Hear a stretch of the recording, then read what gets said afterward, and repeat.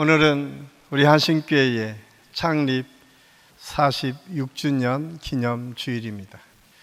1977년 신반포 1차 아파트 어린이 놀이터에서 이직표 목사님과 일군의 몇 분이 함께 모여서 예배를 드립니다. 마태복음 16장 16절에서 20절 말씀을 통해서 천국 열쇠라고 하는 주제를 통해서 한신교회가 시작됩니다.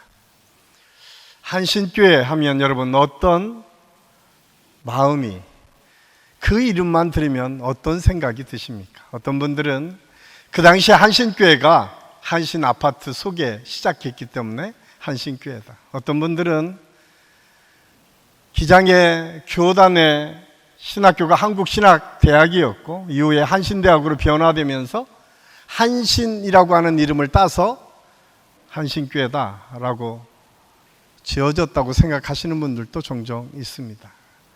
그런데 그렇지 않습니다. 우리가 홈페이지에 들어가면 한신교회가 어떻게 출발했는지를 잠깐 기록하고 있는데, 한국민족을 신자화하자라고 하는 비전과 꿈을 가지고 시작한 교회. 그래서 나라 한자와 믿을 신자, 한국민족을 신자화하자라고 하는 그 비전이 그 이름 속에 담겨져 있습니다. 얼마나 큰 은혜고 축복입니까? 대한민국에 수많은 교회들이 있습니다. 그리고 그 교회가 처음 출발했던 생각대로 지금까지 존재하는 교회도 있지만 이름 없이 사라진 교회들도 참 많이 있습니다.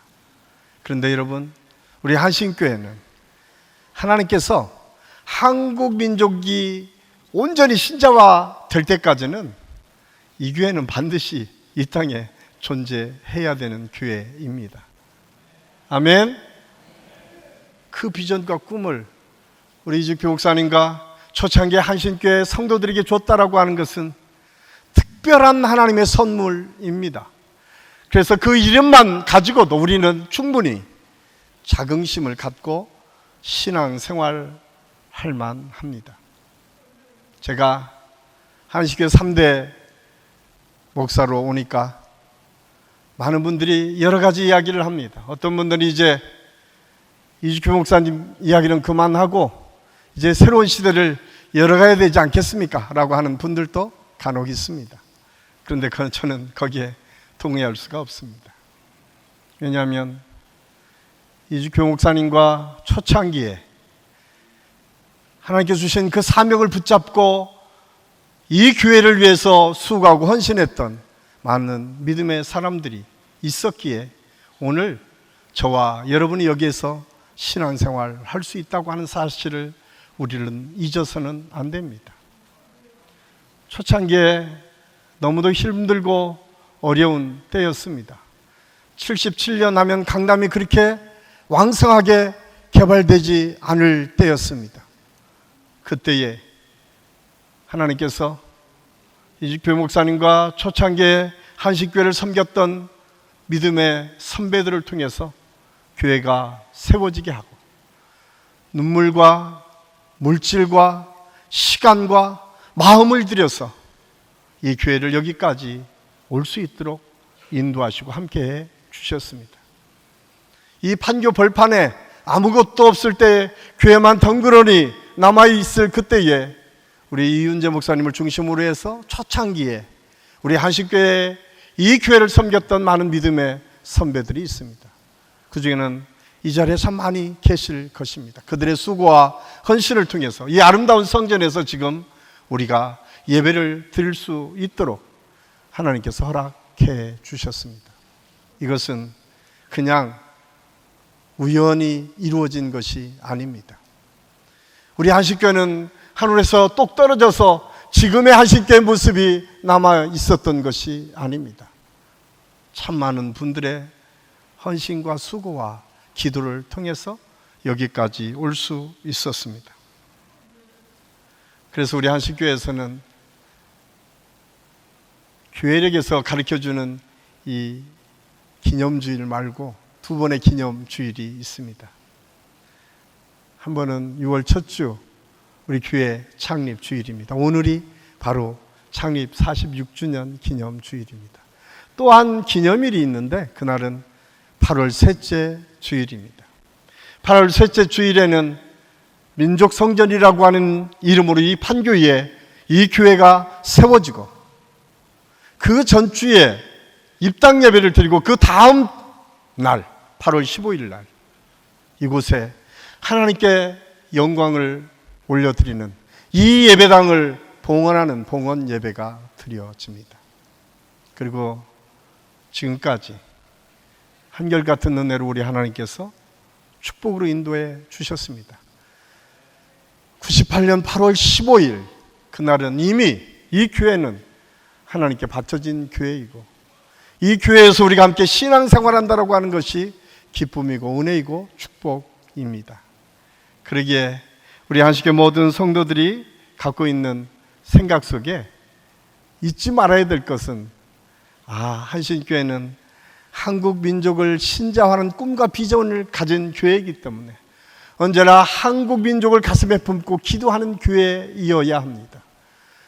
남북 통일이 하루속히 이루어지기를 꿈꾸며 기도하는 교회이어야 합니다. 이 나라 이 민족의 예수 그리스도의 복음이 북한 땅에까지 완전히 전해질 때까지 끊임없이 기도하며 주님의 복음을 증거해야 될 사명이 있는 교회입니다.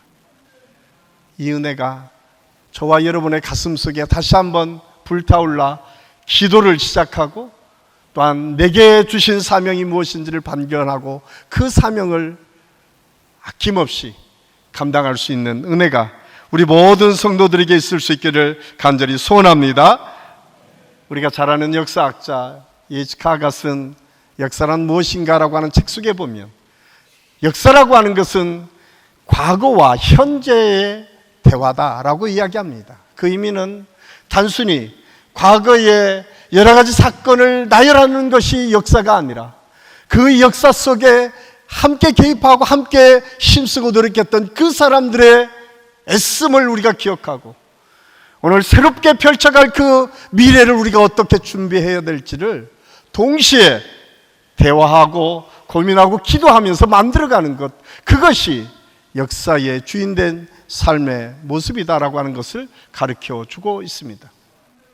새로운 시대가 열렸습니다. 이제 한신교회는 분당의 판교의 시대가 새롭게 열려 이제 저와 여러분에게 그 사명을 하나님께서 주신 줄로 믿습니다.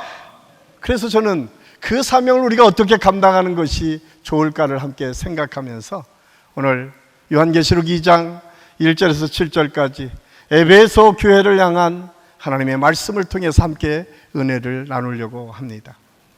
에베소 교회, 이 에베소라고 하는 지역은 아주 특별한 지역이었습니다. 그 당시에 이미 30만인 넘는 사람들이 운집해서 살았다라고 기록되어 있습니다.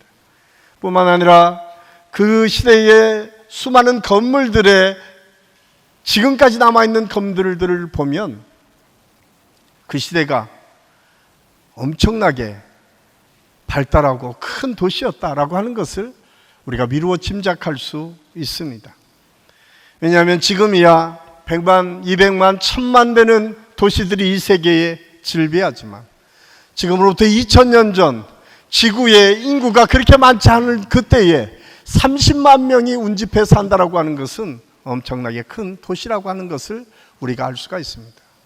또 하나 에베소의 특징은 우상 숭배가 만연했던 도시였습니다. 왜냐하면 로마가 그 지역을 지배하고 있는 그때에 로마 황제 숭배 사상이 아주 깊숙이 뿌리를 내렸던 도시가 에베소였습니다. 뿐만 아니라 부흥하고 성장하는 곳에 뭐가 있습니까? 모든 사람이 잘 먹고 잘 사는 것이 목표가 되어서 어떻게 하든 잘 사는 것을 위해서 생각했던 우상 숭배가 더 만연하게 그 사회를 지배하였습니다. 사도행전 18장에 보면 이곳에 예수 그리스도의 복음이 증거됐습니다. 아마 처음 복음을 증거한 사람은 아볼로라고 하는 믿음의 지도자였습니다. 그런데 아볼로가 예수 그리스도의 복음을 말씀을 통해서 성경을 통해서 증거했습니다. 그런데 사도행전에서 기록하기를 그곳에 아직 성령의 역사의 체험이 없었다라고 기록하고 있습니다. 사도 바울과 늘 함께 동역했던 믿음의 평신도 부부가 있습니다. 그 이름은 브리스길라와 아굴라입니다. 성경 사도행전 18장에 보면 브리스길라와 아굴라가 먼저 있는 아굴라를 데려다가 성령에 대해서 가르쳤다라고 기록하고 있습니다. 그리고 사도 바울이 그곳에 가서 3년 동안 예수 그리스도의 복음을 증거하고 2년 동안 두란노라고 하는 사원을 만들어서 하나님의 말씀을 증거하게 됩니다. 그런데 놀랍게도 하나님의 말씀이 전파되는 그 순간 성령의 역사가 강하게 임했다고 성경은 기록하고 있습니다. 얼마나 강력한 성령의 역사였는지, 병든 자가 치유되고 회복되는 역사, 귀신이 쫓겨가는 역사가 눈으로 보여지는 것처럼 보여졌고 그 소문은 온 에베소 지역에 쉽게 전달됐습니다. 사실을 이렇게 우상 숭배하는 곳에 가장 많은 유익을 가졌고 있었던 사람들은 무당들이었습니다. 그런데 어느 날 그들이 자기의 직업을 잃어버려야 할 정도로 복음의 역사가 왕성하게 일어났다라고 성경은 기록하고 있습니다. 사도 바울이 이렇게 혼신의 힘을 다해서 예수 그리스도의 복음을 증거했고 그 복음의 역사가 왕성하게 일어났던 에베소 교회, 그런데 그 교회의 능력은 오래가지 않았던 것 같습니다. 얼마 지나지 않아 오늘 우리가 읽은 계시록 2장 1절에서 7절까지 말씀을 통해서 보면 주님께서 축복과 격려의 말씀을 하시지만 마지막에 그렇게 말씀합니다. 네가 처음 사랑을 잃어버렸다.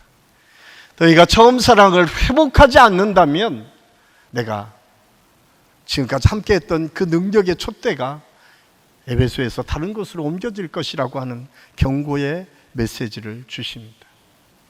저는 오늘 말씀의 제목을 처음 사랑을 회복하라. 46년 전에 반포 놀이터에서 시작한 한신교회가 98년 8월 15일에 새롭게 민족성전을 짓고 이 판교시설을 새롭게 열어갔던 우리 한신교회가 2023년 다시 한번 우리가 고민하고 생각해야 될 비전, 그리고 우리가 어떤 마음을 가지고 함께 하나님의 은혜를 구하고 나가야 될지를 저는 오늘 말씀을 통해서 다시 찾으려고 합니다. 그 첫 번째는 오늘 처음 사랑을 잃어버렸던 에베소 교회에게 예수님께서 교회 주인은 예수 그리스도이심이 선포되고 모두가 그것을 인정하는 교회가 되어야 된다고 하는 사실을 우리에게 말씀해 주고 있습니다. 일반적으로 요한계시록에 대해서는 교회에서 그렇게 많이 설교되지 않습니다. 왜냐하면 한국의 많은 이단들이 요한계시록을 가지고 그걸 적용하고 그걸 통해서 이단들이 자기의 교리와 전통성을 유지하고 있었기 때문에 많은 사람들이 요한계시록은 타부시하는 것이 일반 교회의 모습이었던 것 같습니다. 또한 요한계시록의 특징 중에 하나는 종말의 시대에 우리가 어떤 믿음으로 살아야 될지, 앞으로 종말의 때가 어떻게 올지에 대한 말씀의 메시지가 대부분이었기 때문에 그 말씀을 해석한다라고 하는 것이 결코 쉬운 일이 아니었기 때문에 더 많이 요한계시록을 제대로 읽지 않았던 것이 사실입니다. 그런데 요한계시록은 미래에 대한 말씀입니다. 요한계시록은 분명 종말과 하나님의 심판이 얼마나 엄중한지에 대한 말씀이 분명히 그 안에 있습니다. 그런데 오늘부터 시작되는 초대교회 7교회를 향한 예수 그리스도의 이 말씀은 단순히 너희가 이렇게 멸망하고 심판받을 거에 초점이 맞춘 것이 아니라 끊임없이 변질돼 가고 하나님의 뜻을 저버려가는 교회를 바라보면서 안타까움을 가지고 너희들이 그렇게 놔두면 멸망할 것을 생각한 예수님의 따뜻한 마음이 그 속에 감춰져 있습니다. 예수님께서는 어떻게 하든 미래 교회가 그리스도 안에서 건강하고 아름답게 믿음을 이어가는 교회로 세워져서 그 교회를 통해서 하나님께서 영광을 받으시고 그 교회를 통해서 하나님의 복음의 역사가 계속 확장되기를 원하셨음을 알 수가 있습니다. 그래서 오늘 이 말씀을 통해서 예수님께서는 먼저 우리에게 권면하고 있습니다. 그래서 오늘 1절을 통해서 우리에게 이렇게 말씀합니다. 에베소 교회 사제에게 편지하기를 오른손에 7뼈를 붙잡고 7 금폛대 사이에서 다니신 네가 가라사대. 예수님께서 여기에 7뼈를 말씀합니다. 7뼈는 그 당시에 초대교회를 목회하고는 목회자들을 향해서 경고의 메시지를 준 것입니다. 7 촛대라고 하는 것은 7 교회를 의미합니다. 그런데 거기에 그 모든 것을 주관하시는, 그것으로 말씀하시고 능력을 베풀어 주시는 분이 예수 그리스도이심을 먼저 선언하고, 그분이 그 교회의 주인이심을 말씀해 주고 있습니다. 그래서 우리는 예수님의 이 말씀을 통해서 2가지를 깨닫게 됩니다. 하나는 예수님은 교회에 대해 절대적인 권위를 가지고 계시다라고 하는 사실입니다. 교회의 중심이요, 교회를 향해 절대적인 권위와 명령권을 가지고 계신 분은 예수 그리스도이십니다. 그래서 교회에 어떤 위기가 있을 때, 어려움이 있을 때마다 먼저 우리가 기억해야 될 것은 예수님의 말씀이 무엇을 어떻게 말씀해 주셨는가를 먼저 생각하는 것이 중요합니다. 둘째로 예수님은 교회의 모든 일을 아시고 돌보시는 분이십니다. 예수님께서는 교회에 대한 특별한 관심을 가지고 계십니다. 그분은 교회 안에 계셔서 모든 일을 역사하는 분이심을 아주 분명하게 말씀합니다. 제가 한식교회를 담임하고 목회를 하고 있지만 저는 예수님의 도구일 뿐입니다.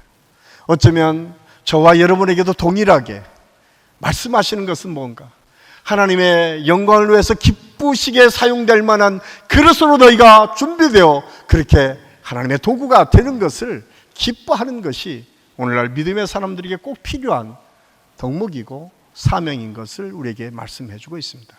저는 우리 한식교회 모든 성도들이 주님께서 쓰실 만한 그릇으로 준비되어지는 역사가 있기를 예수님의 이름으로 간절히 축원합니다. 에베소 교회를 향해서 계속 사도 바울을 통해서 우리에게 말씀해 주고 있습니다. 교회가 어떤 모습이 가장 교회다운 모습일까? 사도 바울은 에베소 4장 1절에서 16절까지 말씀을 통해서 교회에 대해서 이렇게 설명하고 있습니다. 서로 사랑하고 하나가 되어야 하고 서로를 세워주는 교회, 그 교회가 진정 하나님께서 원하시는 교회고 예수 그리스도의 핏값으로 사신 교회임을 우리에게 말씀해 주고 있습니다. 이 말씀을 들으면 여러분 어떤 생각이 듭니까? 에베소 교회는 모두가 같은 마음이었나 보다. 에베소 교회는 모두가 같은 수준의 사람들이었나 보다. 에베소 교회는 모두가 같은 생각을 갖고 있었나 보다. 그런데 성경을 자세히 읽어보면 그렇지 않았던 것 같습니다. 서로 다른 생각이 있었습니다. 서로 다른 환경이었습니다. 서로 다른 뜻과 서로 다른 생각들을 가지고 있었습니다. 그럼에도 불구하고 그들이 하나 될 수 있었던 것은 어떤 순간에서도 그 모두가 예수 그리스도, 그분 앞에 순복하고 순종하는 것을 목표로 삼았기 때문에 그렇습니다. 같은 모양, 같은 성향, 같은 상황에 놓여져 있었던 사람들이었기 때문이 아니라 서로 다르고 서로 생각이 다르고 환경이 다르고 서로 나이가 다 다르다 하더라도 예수 그리스도의 말씀 앞에, 예수 그리스도의 권위 앞에 모두가 순종하고 나아갈 때에 그 교회는 하나가 될 수 있었음을 알 수가 있습니다. 저는 우리 한신교회가 그런 교회가 될 수 있기를 간절히 소원합니다. 우리 교회는 예수 그리스도가 주인이시고 내 인생의, 내 삶의 주인은 예수 그리스도이심을 고백하는 사람들이 많은 교회. 그래서 때로는 내 생각과 내 뜻이 앞세우고 싶은 생각, 이것이 옳다고 생각되는 그 순간에도 주님의 뜻이라면 내가 순종하겠습니다. 내 생각을 내려놓고 주님의 말씀을 따르는 믿음의 사람들이 많은 교회, 그런 교회가 건강하고 또한 처음 사랑을 회복하는 교회가 된다고 하는 사실을 성경은 우리에게 가르쳐 주고 있습니다. 에베소 4장 11절 12절은 사도 바울을 통해서 이렇게 우리에게 권면하고 있습니다. 우리 함께 읽겠습니다. 그가 어떤 사람은 사도로, 어떤 사람은 선지자로, 어떤 사람은 복음 전하는 자로, 어떤 사람은 목사와 교사로 삼으셨으니 이는 성도를 온전하게 하며 봉사의 일을 하게 하며 그리스도의 몸을 세우려 하심이니라. 아멘. 앞에 있는 다양한 사역들이 있습니다. 그런데 그 모든 사역이 가지고 있는 목표는 분명합니다. 성도를 세우는 일이었습니다. 성도를 온전하게 만드는 일이었습니다. 그리고 예수 그리스도의 몸을 하나로 만들어가는 일에 모두가 쓰임받는 교회, 그런 공동체가 정말 하나님께서 기뻐하시는 공동체였음을 오늘 성경을 통해서 우리가 깨닫게 됩니다. 우리 교회가 창립 46주년을 통해서 이런 교회로 하나 되는 역사를 이룰 수 있기를 예수님의 이름으로 간절히 축원합니다. 두 번째로 에베소 교회를 향한 예수님의 칭찬과 책망이 있었습니다. 예수님께서는 에베소 교회에 대해서 세 가지 칭찬하십니다. 하나는 먼저 에베소 교회가 수고를 많이 하는 교회라는 점을 칭찬하십니다. 본문 2절에 보면 내가 내 행위와 수고와 내 인내를 알고, 3절에 보면 또 내가 참고 내 이름을 위하여 견디고 게으르지 아니한 것을 안다라고 말씀합니다. 이 사실을 통해서 에베소 교회는 얼마나 열심 있는 교회인지를 알 수가 있습니다. 수고를 마다하지 않고 하나님의 뜻대로 순종하고 애쓰었던 믿음의 사람들이 많았던 교회였음을 알 수가 있습니다. 적당히 신앙생활하는 교회가 아니라 그 당시에 하나님의 명령 앞에 순종하고 애썼던 믿음의 사람들이 많은 교회 뿐만 아니라 두 번째로 에베소 교회는 윤리적으로 순수했다는 점을 칭찬하셨습니다. 2절 후반부에 보면 또 악한 자들을 용납하지 아니한 것과 자칭 사도라 하되 아닌 자들을 시험하여 그 거짓된 것을 내가 드러낸 것과. 이들은 단순히 그냥 신앙생활만 한 것이 아니라 그 당시에 횡행했던 이단 사상들에 대해서 빠지지 않고 거룩한 삶을 유지했던 사람들, 순결한 삶을 통해서 저 사람들은 구별된 믿음의 사람들이라고 하는 것을 보여줄 수 있을 정도로 믿음 생활을 잘했던 사람들이 에베소 교회의 사람들이었습니다. 세 번째로는 에베소 교회는 교리적으로 건강한 교회였습니다. 5절 말씀에 보면 오직 내게 이것이 있으니 내가 니골라 당의 행위를 미워하는도다. 나도 이것을 미워하노라.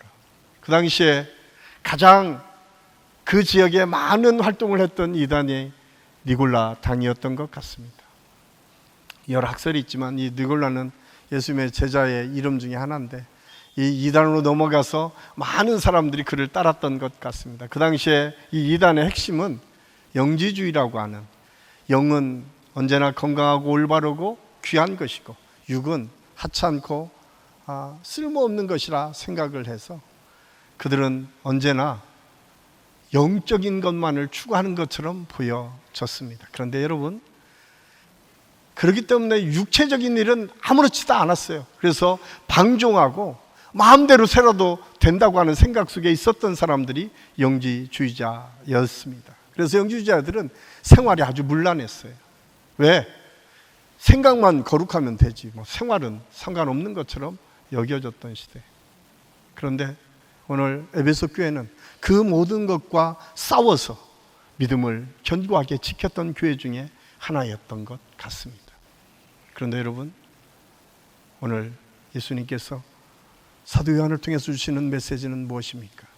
4절 말씀해 보니까 네가 그 처음 사랑을 잊어버렸다. 너희들이 그렇게 힘쓰고 노력하고 애쓰면서 지켰던 그 믿음이 소중하고 칭찬받을 만하지만 너희들이 어느덧 너희도 모르는 사이에 처음 사랑을 잃어버렸다라고 말씀하고 있습니다. 사실 우리가 이 말씀을 들으면 왜 에베소 교회가 이렇게 예수님으로부터 책망받는 교회가 될 수밖에 없었을까? 저는 충분히 이해되는 것 같아요. 한국 교회 안에서도 이런 일들이 참 많이 있었습니다. 여러분, 우리가 이렇게 주님으로부터 책망받을 일들은 그들의 행위가 나빴기 때문이 아닙니다. 오히려 우리가 잘 아는 것처럼 예수님께서 율법주의자들, 바리새의 사람들을 가장 많이 비판했는데 그들은 그 당시에 지도자였고 그 당시에 참 믿음으로 살려고 애썼던 사람들이 그들이었습니다. 그런데 왜 예수님께서 그들을 비판하셨을까요? 처음 사랑을 잊어버렸기 때문에 그렇습니다. 진리를 지키기 위해서 무수히 많은 시간 싸웠습니다. 다른 사람보다 훨씬 더 열심히 말씀을 읽었고 기도했고 훈련했습니다. 그런데 어느덧 나도 모르는 사이에 그것이 도그마가 되어서 조금만 다른 의견이 있으면 그것을 무시하기 시작합니다. 조금만 다른 의견이 있으면 그것을 통해서 정죄하기를 시작합니다. 이것이 에베소 교회의 모습이었습니다. 그분들은 다른 사람들보다 더 열심히 였습니다. 더 열심히 기도했고 더 열심히 헌신했고 더 많은 것을 들어서 하나님의 영광을 위해서 사용했습니다. 그런데 어느 날 주변을 보니까 그렇지 않은 사람들이 보여요. 그때부터 내 마음에 강박하고 비교하고 판단하기를 시작합니다. 야, 저 정도 믿음이 왜 저 사람은 저 정도밖에 안 돼? 정죄하기를 시작합니다.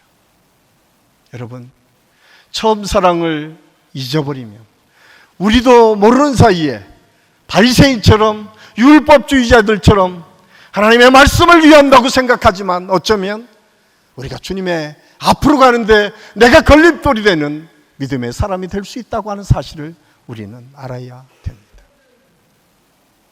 우리 한신교회에는 특별한 칭찬받을 일들이 참 많이 있습니다. 한국민족을 신자화자라고 하는 이 비전과 꿈은 한신교회 이준표 목사님을 중심으로 한 장로님들과 성도들을 통해서 한신교회를 섬기는 일을 어떻게 해야 될까를 고민하기 시작했습니다. 그래서 1987년에 전국 목회자 세미나를 시작합니다. 그 당시만 하더라도 한국교회가 이런 세미나가 왕성하게 일어나지 않을 때에 한신교회는 87년부터 그렇게 큰 교회 아니었습니다. 지금처럼 이렇게 아름다운 성전도 갖지 못했습니다. 반포에 4층에 좀 모든 것을 터서 거기서 예배드리는 그렇게 큰 교회가 아니었습니다. 그럼에도 불구하고 한신목회 개관을 통해서 한국교회를 섬기는 믿음을 시작합니다. 그리고 그 세미나를 통해서 수많은 목사님들이 위로받고 힘을 얻습니다. 도전을 받습니다. 그 세미나는 점점점 왕성하게 일어나서 제가 부역자로 있을 그때 90년대는 한 번에 2,000명 이상의 목회자들이 4박 5일 동안 3박 4일 동안 꾸준히 훈련받으며 새로운 비전과 꿈을 가졌던 세미나였습니다. 2005년 목사님이 하나님의 부르심을 받는 그 순간까지 2005년에 7월에 우리 목사님을 하나님께서 불러가셨는데 6월 첫째 주 그 해도 변함없이 목사님은 참여하지 못했지만 한신목회 개발원 세미나는 시작되었습니다. 제가 그때 참여하면서 참 여러 가지 만감이 교차했던 생각이 지금도 생생합니다. 5월 첫 주가 사모 세미나였는데 그 사모 세미나의 마지막 설교 5분 설교하시겠다고 하고 20분 설교했다고 자랑스럽게 저에게 얘기했던 목사님이 지금 제 마음속에는 언제나 있습니다. 그렇게 한국교회가 건강하게 세워지기를 꿈꿨던 믿음의 사람, 우리 장로님들과 성도님들이 3월달부터 그 교회 목사님들을 섬기기 위해서 얼마나 많은 헌신을 했는지 모릅니다. 얼마나 많은 헌금을 드렸는지 모릅니다. 그래서 한국교회의 가장 유명한 세미나로 많은 사람들이 도전받고 힘을 얻는 일을 감당했습니다. 또 하나, 이규 목사님이 개척하면서 한국민족을 신자화자라고 하는 그 비전으로 시작한 것이 교회 개척입니다. 물론 100개까지 다 완성은 못했습니다. 어떤 분들은 그것 때문에 시험 들기도 하고 그것을 문제 삼기도 했습니다. 그런데 여러분, 그 안에는 수많은 헌신자들이 있었습니다. 그 안에는 자기의 모든 것을 들여서 교회를 세웠던 우리 믿음의 선배들이 있습니다. 이것이 한신교회의 역사입니다. 저는 우리 한신교회가 언젠가는 새로운 판교 시대를 열어가면서 이 일들을 감당했으면 좋겠다. 물론 똑같은 형태는 아닙니다. 여러 가지 다른 형태일 수밖에 없을 것입니다. 그럼에도 불구하고 이 비전을 놓아서는 안 됩니다. 왜냐하면 하나님께서 우리 교회를 통해서 이루실 하나님의 목표가 한국 민족을 신자화하는 일이기 때문에 그렇습니다. 저는 이 처음 사랑들이 우리 모든 성도들의 마음과 여러분의 기도의 제목 속에 다시 한번 살아나고 그 비전을 꿈꿀 수 있기를 예수님의 이름으로 간절히 축원합니다. 그래서 마지막으로 우리가 생각해야 될 것은 오늘 예수님께서 처음 행위를 찾으라, 처음 사랑을 회복하라 라고 말씀합니다. 여러분, 아마 여기 결혼하신 분들은 다 첫사랑일지는 모르겠지만 두 번째 사랑이든 세 번째 사랑이든 상관없습니다. 그런데 사랑을 하게 되면 어떻게 바뀌죠? 오늘 처음 사랑을 왜 성경에서 그렇게 강조할까요? 저는 그런 생각을 했어요. 처음 사랑은 어떤 사랑이에요? 처음 사랑은 그 사람밖에 안 보여요. 이렇게 아멘을 안 하시는 거 보니까 다 이상해요. 첫사랑은요, 아무리 잘나고 똑똑한 사람이 있어도 내 그 사람, 내 남자, 내 여자, 그 사람밖에 보이지 않는 것이 첫사랑의 모습입니다. 그가 환경적으로 외모로 잘났고 똑똑했기 때문에가 아니라 내 사람이었기 때문에 좋아 보였던 마음이 첫사랑의 마음입니다. 또한 첫사랑은 무엇입니까? 콩깍지가 씌어지는 거 아니에요. 그가 하는 일이 다 좋아 보이기 시작하는 거예요. 별 볼 일 없는 일도 막 우습고 재밌고 그가 얘기하는 것은 다 맞는 것 같고 그런 생각을 하는 것이 첫사랑의 마음입니다. 또한 첫사랑은 무엇입니까? 함께 있으면 시간 가는 줄 모르는 거 아니에요. 혹시 우리 지금 부부간에 같이 있으면 널 불편하다고 생각되면 지금 회개하셔야 돼요.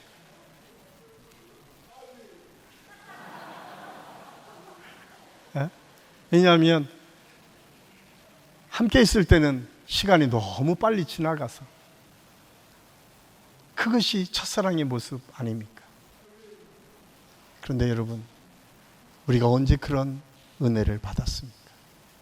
여러분, 그때가 언제입니까? 우리가 예수 그리스도를 처음 만났을 때 그러지 않았습니까? 주님의 은혜 때문에 그냥 모든 것을 내려놓고 눈물 콧물 흘리면서 그 은혜에 감격했던 때가 여러분 처음 사랑 아니었습니까? 주님밖에 보이지 않아서 그분이 명령하는 것이면 내가 모든 것을 내려놓고 순종하겠습니다 결단하며 기도했던 때가 첫사랑 아니었습니까? 여러분의 첫사랑은, 여러분이 생각하는 믿음은, 여러분이 처음 주님을 만났던 그 자리는 언제였습니까? 아주 오랜 과거로 다 흘려보내고 언제 그랬는지 기억도 나지 않습니까? 그렇다면 오늘 성경은 우리에게 다시 한번 도전하고 있습니다. 너의 첫사랑을 다시 회복하라. 너의 처음 사랑을 다시 회복하라. 그 자리를 너희가 회복할 때에 하나님의 능력이 너희를 이끌고 주관하고 너희를 통해서 하나님의 역사가 이루어질 것이다. 저는 우리 한식교 모든 성도들에게 그 은혜의 자리가 다 회복되는 역사가 있기를 예수님의 이름으로 간절히 축원합니다. 그러기 위해서 오늘 성경이 너희가 언제 떨어졌는지를 생각하고 회개하고 돌이키고 처음 행위를 가져라 라고 우리에게 말씀해 주고 있습니다. 사랑하는 한식교회 성도 여러분, 여러분이 언제부터 하나님의 말씀이 들려도 마음의 감동이 없었습니까?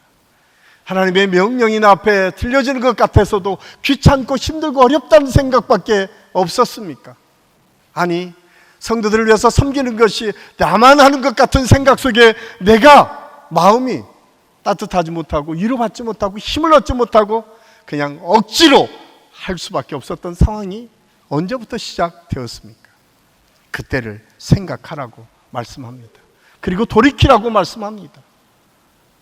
그리고 하나님께서 주시는 마음을 품으라고 말씀합니다. 우리 지금 부목사님께서 마지막 쓴 책 중에 하나가 하늘을 품는 마음입니다. 그 마음에 목사님이 그런 자기의 과거를 소개합니다. 2살 많은 조카와 함께 살았습니다. 그 시대는 먹을 것이 없어서 너무 힘들었습니다. 그런데 그 조카가 그런 얘기를 합니다. 우리 형수가 왔는데 형수가 너무너무 밉다고. 왜냐하면 그 전까지는 누룽지가 내 차지였는데 형수가 오면서 그 누룽지를 찬장에 감춰두고 자기 조카한테만 준다는 거예요. 너무너무 화가 났다. 형수가 밉다. 그러면서 같이 목사님과 이주교 목사님 걸어갈 때 이주교 목사님이 같이 산에 이렇게 올라가서 그 밑을 바라보면서 그 조카에게 그런 얘기를 합니다. 야, 너희 집 한번 찾아봐봐. 그랬더니 안 보인다고. 야, 너희 집 찬장은 보이니? 아니. 그때 이주교 목사님이 그런 말씀을 합니다. 아니, 이 정도 올라와서 보이지 않는 그것 때문에 왜 네가 모든 것을 포기하고 미워하고 시기하고 질투하고 아파하느냐고. 그리고 하늘을 바라보라고 얘기합니다. 그날 하루가 맑은 하늘의 아름다운 하늘이었던 것 같습니다. 그 마음을 품어라. 그러면 그 보이지 않는 잠깐 있다가 없어지는 것, 그것 때문에 아파하지 않을 거라고 이야기했다는 말입니다. 사실은 그 말은 자기 고백이었습니다. 이주교 목사님이 살 때는 그렇게 편한 세상이 아니었습니다. 그는 남들처럼 도시락을 싸갈 수도 없었습니다. 그래서 점심때가 되면 다른 아이들은 다 도시락을 먹을 그때 그는 수도가로 뛰어갑니다. 그리고 물배를 채우게 됩니다. 이제 시간을 때울 곳이 없으니까 그 옆에 동산에 올라갑니다. 그리고 그 동산에 하늘을 바라보며 누웠다. 그리고 그는 고백합니다. 그때부터 하늘을 품고 있었던 마음이 있었다. 하나님께서 그 마음을 내게 주셨고 그 비전과 꿈을 가지고 한국교회를 섬겼고 그 비전과 꿈을 가지고 하나님의 나라를 꿈꿨다고 그는 고백하고 있습니다. 여러분, 잠깐 있다 없어질 것 때문에 여러분 좀 아파하고 힘들어하고 계십니까? 조금만 지나서 보면 보이지 않는 그것 때문에 여러분의 인생을 허비하고 계십니까? 오늘 성경은 다시 한번 처음 사랑을 우리에게 회복하라고 말씀합니다. 그리고 하늘의 비전과 꿈을 품으라고 말씀합니다. 그리고 하나님의 뜻을 향해서 믿음으로 뚜벅뚜벅 걸어갈 때 하나님은 우리를 통해서 하나님의 역사를 이루실 뿐만 아니라 우리 한신교회를 통해서 여러분의 모든 가정과 삶을 통해서 하나님의 나라가 계속 확장되어지고 하나님의 능력이 선포되고 하나님의 놀라우신 역사가 계속 이루어질 줄로 믿습니다.